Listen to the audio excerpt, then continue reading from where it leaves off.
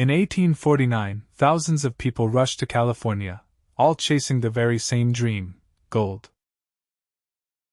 Most of them went home with empty pockets and aching backs.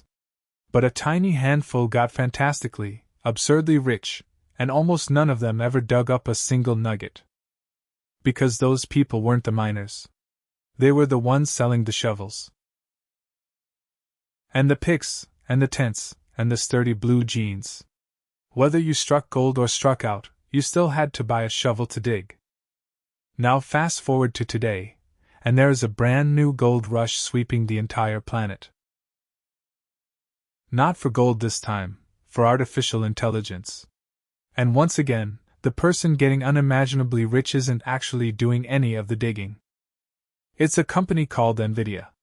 By late 2025, it became the most valuable company the world has ever seen, worth around $5 trillion. More than Apple. More than the giant oil companies. Worth more, on paper, than most entire countries. And here is the genuinely strange part.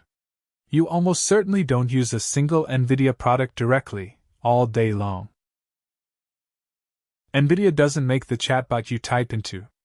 It makes the shovels that everybody else is frantically digging with. So let's follow the money. Let's go right back to that gold rush for a second, because buried inside it is a rule that simply never goes away. Picture thousands of miners, standing hip-deep in a freezing river, swirling little pans of gravel, hunting for specks of gold. For most of them, it was brutal, exhausting work, and it paid almost nothing. The gold was real, but the odds were genuinely terrible. Now picture one calm shopkeeper, back in town, who never once gets his boots wet. He doesn't pan for anything at all. He just sells shovels, to every single miner who walks past, the winners and the losers, exactly alike. His name might as well be Samuel Brannan, a real merchant who did precisely this. He quietly bought up every shovel and pan in the region, then sold them at an eye-watering markup.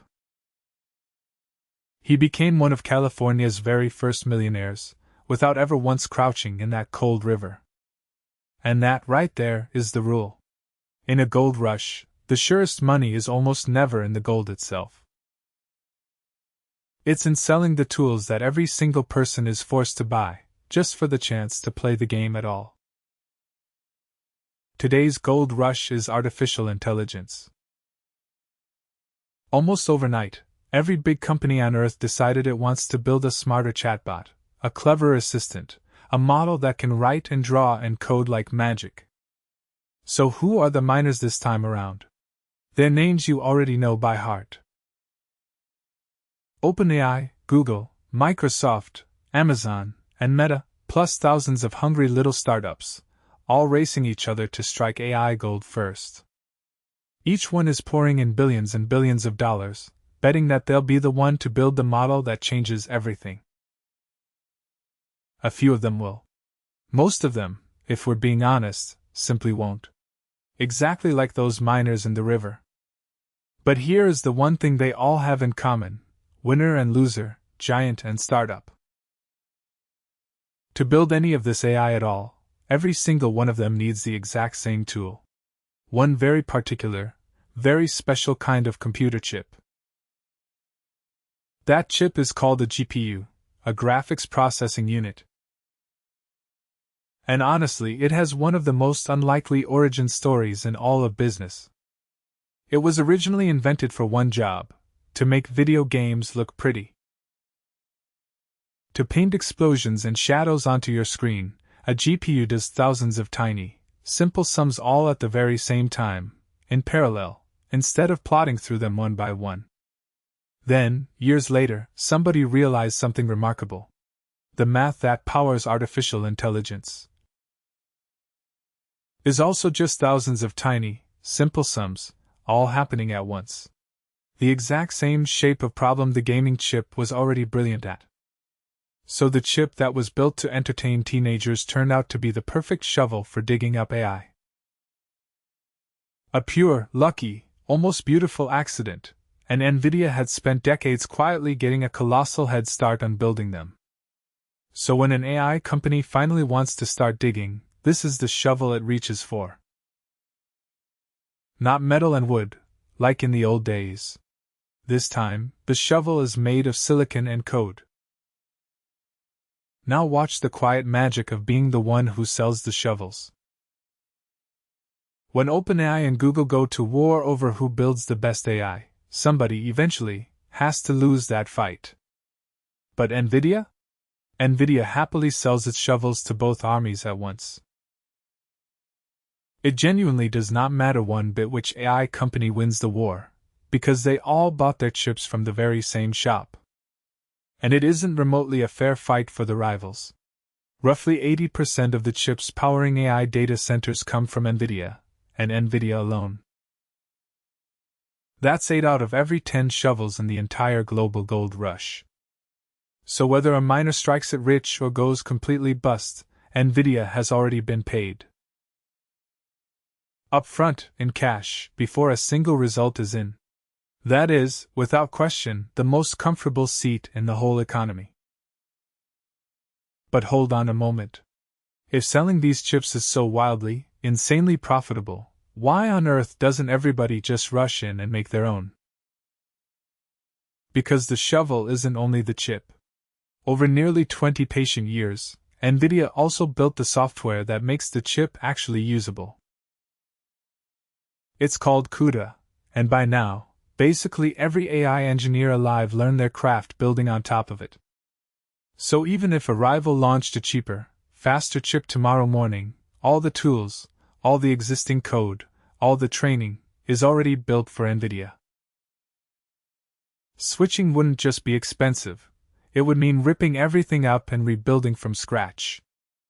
Business people have a name for this, a moat.